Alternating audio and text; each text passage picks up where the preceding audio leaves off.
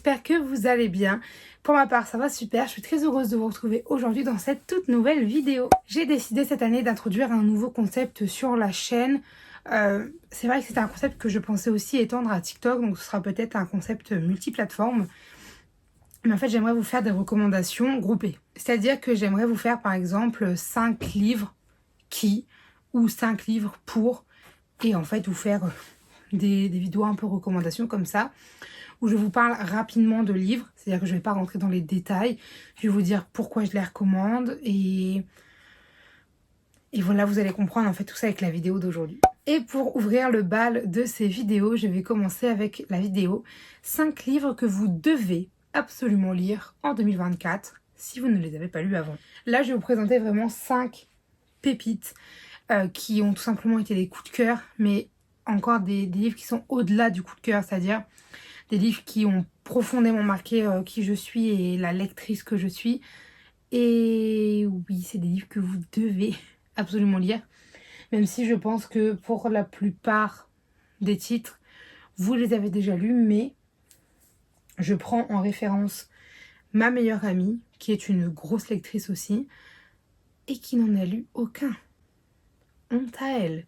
Du coup voilà, je me dis que si elle ne les a pas lus, peut-être que vous ne les avez pas lus non plus. Maintenant, je vous laisse avec la vidéo. Pour ouvrir le bal, je vais tout simplement vous parler d'une lecture qui me suit depuis très longtemps, puisqu'elle me suit depuis le lycée, pardon. Donc en fait, elle me suit depuis vraiment très longtemps, dans le sens où ça fait quelques années que tous les ans j'attends la sortie du nouveau tome, puisque je vous parle de Gardien des Cités Perdues de Shannon Messenger aux éditions Lumen. Alors là, je vous présente la version collector, tout simplement parce que c'était la seule que j'avais à portée de main, puisque c'est dans mon prochain book haul, puisque mes Gardiens des Cités Perdues sont dans ma bibliothèque en hauteur, enfin dans mes petites étagères, étant donné que je ne voulais pas tout démonter pour prendre juste le tome 1. Je vous ai attrapé cette magnifique édition qui d'ailleurs vous fera du bien aux yeux, sachez-le. Donc, Gardien des Cités Perdues, c'est tout simplement le livre qui a marqué mon adolescence. Ça a été mon coup de cœur pendant, honnêtement, je pense 4 ans. Ça a été ma meilleure lecture de tous les temps. Et encore aujourd'hui, c'est une saga que j'affectionne tout particulièrement. Et c'est donc du jeunesse, mais c'est un peu comme Harry Potter. C'est-à-dire qu'on commence, elle est vraiment jeune. Quand on commence, je crois qu'elle a 12 ans. Et en fait, elle grandit au fil des tomes. Et plus on avance dans les tomes, plus il y a des enjeux, plus c'est sombre et plus elle mûrit en fait. Et honnêtement, c'est une pépite cette saga. Là actuellement, il me reste le dernier sorti à lire, donc le tome 9. Parce que les sorties maintenant se font de plus en plus reculer. Et je vous avoue que d'attendre entre chaque sortie, c'est très frustrant. Du coup, j'attends pour le lire, mais là n'est pas le sujet. Du coup, Gardien des Cités Perdues, ça parle de quoi ? Eh bien, Gardien des Cités Perdues, c'est l'histoire de Sophie Foster, une jeune fille qui est particulière dans le sens où, depuis ses 5 ans, si je dis pas de bêtises, c'est ses 5 ans, elle entend les pensées des autres.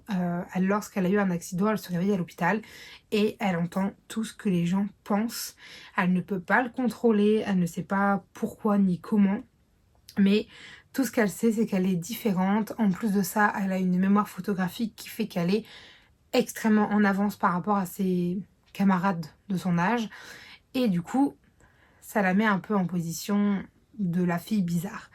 Du coup, voilà, Sophie, c'est une jeune fille qui est vachement recluse, qui est toute seule, qui n'a pas beaucoup d'amis et qui en plus a quand même un don particulier. Sauf qu'un jour, elle va rencontrer un jeune garçon qui va lui dire que ça fait des mois et des mois qu'il la cherche, que Sophie n'est pas humaine et que son monde l'attend. Et c'est pour ça qu'elle entend les pensées des gens. Et il va l'emmener dans des aventures. Voilà, tout simplement. Je ne vous dis pas ce qu'est Sophie, puisque je vous laisse le découvrir. Mais honnêtement, enfin, je veux dire, ça ne changerait pas grand-chose. Mais c'est une histoire que je trouve extraordinaire dans le sens où je ne sais pas, quand j'ai lu ce tome 1, j'étais aux côtés de Sophie tout du long et c'est tellement bien écrit aussi. Il faut dire que Shannon Messenger, elle a une plume incroyable, la traduction qu'on en a est fantastique. Et ouais, Gardien des Cités Perdues, c'est mon doudou et encore aujourd'hui, c'est une saga que j'affectionne tout particulièrement et que je relis très régulièrement. Voilà, si vous ne l'avez pas lu, que vous soyez jeune ou moins jeune, vous pouvez y aller sans hésiter. D'ailleurs là, la version que je vous présente, c'est une version illustrée et annotée, c'est-à-dire qu'on a des annotations de l'autrice de certains passages qu'elle a voulu souligner ou quoi. Et on a des illustrations par-ci, par-là. Ensuite, un livre sur lequel je vais passer très rapidement parce que plus connu que lui, il n'y a pas, je pense, en tout cas pas depuis quelques temps, puisque je vous présente tout simplement ACOTAR, donc Un palais d'épines et de roses, le tome 1. Mais si je vous le présente, c'est pas pour rien, c'est tout simplement parce que déjà ma meilleure amie doit le lire, elle ne l'a pas encore fait. Mais c'est également parce qu'il y a pas mal de personnes qui me disent qu'ils n'ont toujours pas lu ce livre, malgré le fait qu'il leur fait très envie. Et je suis en mode, mais lisez-le, c'est une tuerie, c'est une pépite.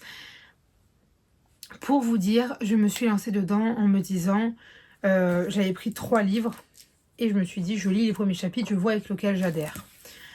Je n'ai pas pu le lâcher depuis que j'ai tourné la première page du premier chapitre. Voilà, pour vous contextualiser un petit peu. Hein. Ce livre, il est trop bien. Je vous fais un peu le résumé et après je vous le vois un peu mieux. Donc dans cette histoire, on va suivre Feyre, qui est tout simplement une jeune humaine issue d'une famille qui est devenue pauvre. Elle vit avec son père qui a un genou en vrac, très important pour la suite de l'histoire, et avec ses 2 sœurs. Et donc c'est Feyre qui se retrouve à tout faire, sans mauvais jeu de mots, puisque du coup son père ne peut plus travailler avec son genou, qu'ils n'ont plus un rond en poche et que si ils veulent survivre, Feyre doit chasser et nourrir sa famille. Donc Feyre se retrouve dans la forêt pour chasser et nourrir sa famille, sauf qu'elle va rencontrer un loup et qu'elle va le tuer, mais elle a commis un impair, puisque ce n'était pas un loup mais un fae. Et de ce fait, eh bien, elle va tout simplement devoir payer une dette, puisque un autre fae vient toquer à sa porte et il lui dit une vie pour une vie et tu dois venir avec moi à Pritchan, puisque du coup il y a une grande barrière magique, qui sépare le monde des immortels, Pritchan en fait, et le monde des humains.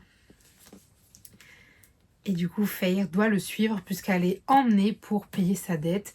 Donc le tome 1, c'est une réécriture vite fait de La Belle et la Bête, puisque quand elle va arriver là-bas, sa prison est un palais magnifique et son geôlier n'a rien d'un monstre. Tamlin, un grand seigneur fae, la traite comme une princesse.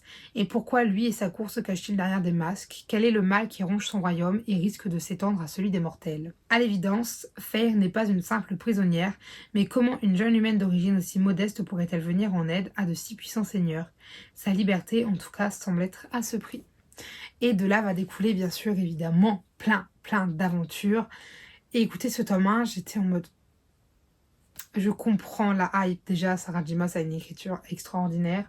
D'ailleurs je ne l'ai pas dit mais c'est aux éditions La Martinière Jeunesse Fiction pour les 4 premiers tomes, enfin pour le tome 1, 2, 3 et 3.5. Et voilà, c'est une pépite. Que vous dire d'autre? Pour vous dire à tel point j'ai aimé cette histoire. Et ACOTAR, qui ne connaît pas ACOTAR, même de nom. Mais voilà, c'est une histoire dans laquelle va y avoir vraiment beaucoup d'éléments qui vont se mêler. C'est-à-dire qu'on a un univers riche, on a des personnages variés, intéressants, profonds. On va avoir... comment vous dire ça? Il va y avoir des épreuves, il va y avoir plein de choses. Ce livre est trop bien. Voilà, on ne s'ennuie jamais. À aucun moment on ne s'ennuie. Et la suite n'est que meilleure. C'est tout ce que j'ai à vous dire. Voilà. Ensuite, pour le 3e livre de cette vidéo, je vais tout simplement vous parler de mon coup de cœur de l'année 2023. Ça a été ma meilleure lecture, puisque je vous présente Le Pont des Tempêtes, donc de Daniel L. Jensen aux éditions Brajlon. Honnêtement, c'était une tuerie ce livre. Pareil, je ne m'attendais à rien, je m'attendais même à ne pas l'aimer, pour vous dire, quand je l'ai ouvert. Et en fait, j'ai pas pu le lâcher, c'était juste trop bien et j'aimerais le relire comme si c'était la première fois. D'ailleurs, comme tous les livres que je vous présente, c'est un peu aussi ce critère de se dire que c'est un livre que tu aimerais redécouvrir pour la première fois à chaque fois que tu le lis. Voilà. Donc, dans ce tome, je vais vous lire le résumé parce que c'est un livre quand même avec beaucoup de profondeur. Il y a plein de choses, il y a plein d'enjeux et du coup, je ne voudrais pas trop vous en dire. Entraînée aux arts de la guerre, de l'espionnage et de la séduction, Lara est l'arme secrète de son père, le roi de Maridrina. Deux certitudes guident ses pas. Le roi Arène d'Itikana est son ennemi juré, et c'est à elle qu'il revient de le mettre à genoux. Dans ce monde ravagé par des tempêtes sauvages, le pont qui parcourt Itikana est la seule voie commerciale, et Itikana abuse de ce pouvoir pour s'enrichir aux dépens de ses voisins exsangues. Sous prétexte d'honorer un traité de paix, Lara doit épouser le roi Arène et fracturer les défenses de ce pont impénétrable. Mais alors qu'elle apprend à connaître ce lieu dangereux et envoûtant, un Éden luxuriant cerné par des mers tumultueuses, ainsi que l'homme qui le gouverne, elle remet en question tout ce qu'elle pensait savoir. Lara va devoir choisir son propre destin. Sera-t-elle une tueuse de rois ou la sauveuse d'un peuple? C'était... Quand je revois quand je me revois lire ce livre, ça c'est le livre que je recommande à tout le monde depuis que je l'ai lu, puisque on a un enemies to lover, on a une quête de vengeance, on a de la politique, on a du complot, on a une héroïne qui est badass. Enfin, pour moi ça réunit tous les critères. C'est un livre qui m'a fait rire, c'est un livre qui m'a fait pleurer aussi. Et c'est un livre que je n'ai pas pu lâcher, je l'ai lu en 3 jours. Je l'ai lu en 3 jours en pleine période de cours, puisque je me revois le lire tout le temps, genre dans le train, à mes pauses, même pendant certains de mes cours. Oups. Mais bref, ce livre, c'était une pépite que je ne peux que vous recommander. Je ne sais pas comment vous le vendre mieux que ça, à part que c'est un bon enemies to lover, c'est un bon livre dans lequel la politique des royaumes prend autant de place que ce qu'elle devrait prendre. Pareil, la romance, c'est pas du tout du premier plan, mais par contre, ça va rythmer un peu l'intrigue, c'est-à-dire que tout le principe, c'est que Lara, du coup, doit trahir eh bien, le roi d'Itikana. Sauf que si petit à petit elle commence à l'apprécier, bah, ça va remettre un peu en question ses convictions, etc. Et il y a beaucoup plus que ça. Et en fait, on s'attache à chaque personnage et on s'inquiète pour eux et on souffre avec eux. Enfin, c'était une tuerie. Le deuxième tome était tout autant génial, en fait. Et ça, d'ailleurs, la plupart des gens ont préféré le tome 2 au tome 1. Moi, j'avoue, je sais pas, j'ai préféré le tome 1, mais le tome 2 est pas loin derrière. Genre, c'est quasiment du kiff-kiff, c'est juste que, je sais pas, là-dedans, c'était... Et en même temps, je vous avoue que le tome 2, une fois passé le début, j'ai pas pu le lâcher. Non pas que le début du tome 2 est lent, pas du tout, c'est juste que, bah, ça se met en place, quoi. Et c'est trop bien. Bref, du coup, voilà, une pépite à ne surtout pas rater, d'accord? Ça, il faut absolument que vous le lisiez, parce que Le Pont des Tempêtes, aux éditions Brajlon, ou si je l'avais dit, je sais plus, une tuerie. On continue avec l'avant-dernier livre de cette vidéo. C'est ma dernière lecture en date, mais c'est aussi mon dernier coup de cœur intersidéral de tous les temps en date. Et c'est un de ces rares livres où quand j'en sors, eh bien je n'en sors pas vraiment. C'est-à-dire que j'ai fini ma lecture, mais je suis toujours avec les personnages. Je suis toujours dans cet univers et... Je vous parle de Fourth Wing, voilà, de Rebecca Yarros, là j'arrive pas à le dire, de Rebecca Yarros aux éditions Hugo Roman dans la collection Romantaisie. Alors ce livre a beaucoup fait parler de lui, parce que déjà l'histoire est dingue, mais aussi on a beaucoup critiqué la traduction française. Et bien moi je suis désolée, mais je vais à contre-courant de cet avis, puisque j'ai juste surkiffé ma lecture. C'était une pépite, une tuerie, une dinguerie. Il est vrai qu'il y a des coquilles dans le livre, c'est-à-dire qu'il y a des fois, il y a des phrases... par exemple, je sais plus, c'était... ça n'a rien à voir dans le contexte, mais c'était le même type d'erreur. Par exemple, une potion d'éternité. Bah là, c'était par exemple une potion d'éternité. Au lieu de dire une potion d'éternité. Enfin, je sais pas si vous comprenez ce que je veux dire, mais il y avait des doubles mots, ou alors il y avait des phrases, j'ai dû la relire plusieurs fois pour comprendre. Mais ça n'a pas du tout gâché ma lecture. C'était que quelques coquilles. Et honnêtement, enfin, je pense que traduire une grosse fantaisie comme ça, c'est quand même assez compliqué, même si c'est leur boulot. Bref, je vous le présente et on passe les polémiques.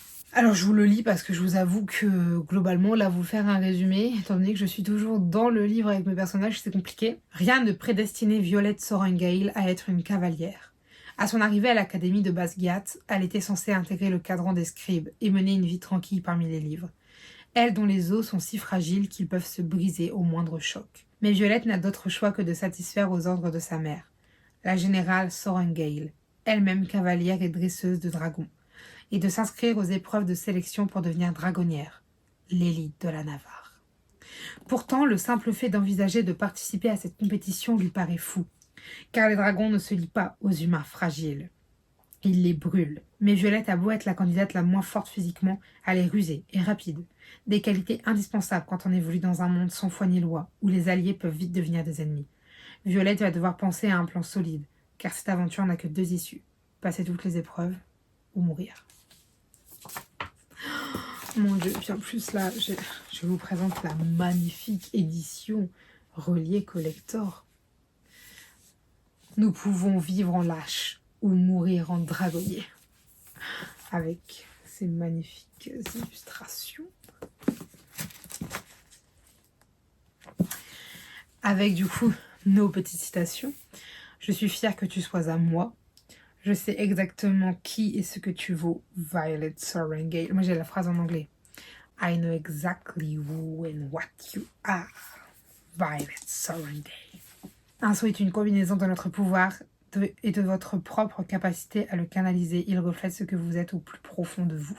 Et il y a évidemment la fameuse phrase « Un dragon sans cavalier est une tragédie. Un cavalier sans dragon est mort. Codex du dragonnier, article 1, section 1. » Et la touche. Oh my god. J'ai déballé ça, j'étais en mode... Bref, là, déballe de G. Donc, pourquoi je vous recommande ce livre? Eh bien, déjà, si vous aimez les dragons, si vous aimez les ennemis to lovers, la fantasy, les romans où l'univers est profond, bien taillé, il est réfléchi, l'intrigue elle est menée de bout en bout, de manière construite, de manière intelligente, on nous surprend.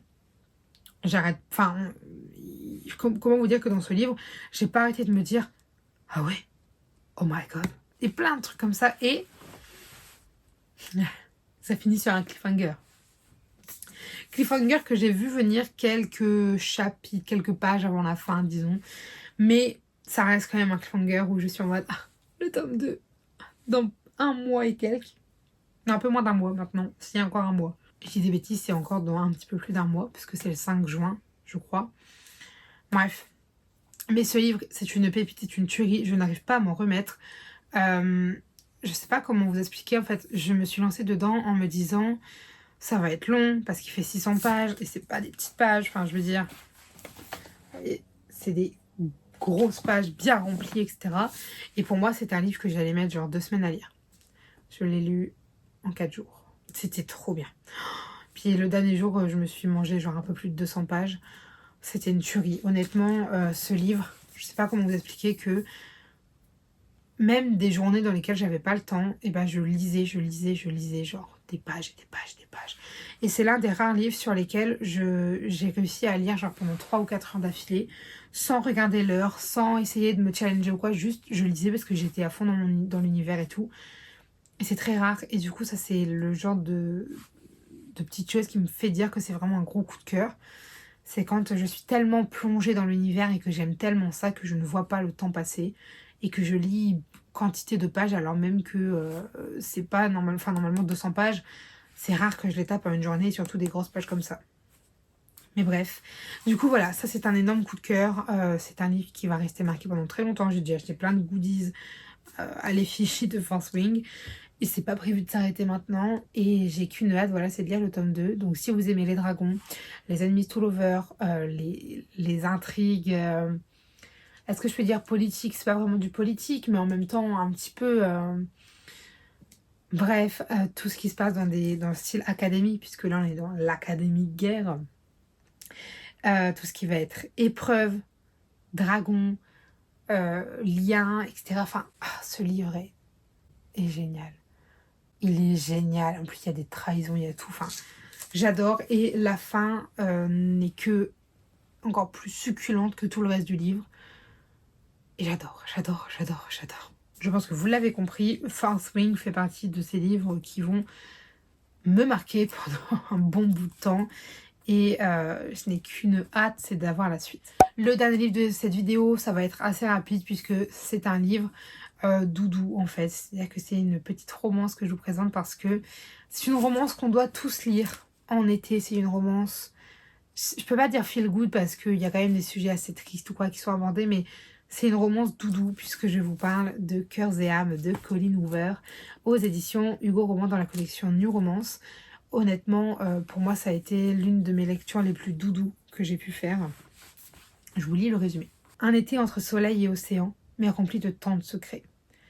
Bayeux a grandi dans la pauvreté, auprès de sa mère droguée. À 19 ans, elle est enfin prête à voler de ses propres ailes. Seule, avec détermination, elle a su trouver une issue et s'apprête à entrer à l'université avec une bourse obtenue grâce à ses talents de sportive. Alors qu'elle est à 2 mois du grand départ, la mort brutale de sa mère la plonge dans une situation très compliquée. Sans argent, sans logement, elle n'a qu'un seul recours. Chercher refuge auprès de son père qui ne s'est jamais occupé d'elle, mais a conservé un lien ténu avec elle. Bayeux va débarquer dans sa maison sur une presqu'île touristique où elle va faire connaissance avec les membres de la famille qu'il a bâti loin d'elle, sa demi-sœur et sa belle-mère. À sa grande surprise, elle est accueillie chaleureusement dans ce milieu si différent du sien. Elle va aussi rencontrer Samson, un garçon de son âge qui vit dans les somptueuses demeures voisines. Ils n'ont rien en commun. Pourtant, elle sent en lui une âme sœur. Au cœur de cet été, elle va se rapprocher de lui et apprendre à connaître ce mystérieux jeune homme. Ce livre, il m'a juste touchée de bout en bout. La preuve en est, voilà. Et honnêtement, alors c'est une romance qui n'est pas spicy. C'est-à-dire que vous n'aurez pas des scènes de sexe à tout va. Et c'est ce que j'apprécie beaucoup parce que moi, les scènes de sexe à tout va, j'en ai... Je les ai en horreur. Voilà, je vais pas vous mentir, ça me saoule. Je comprends pas l'intérêt, mais bref.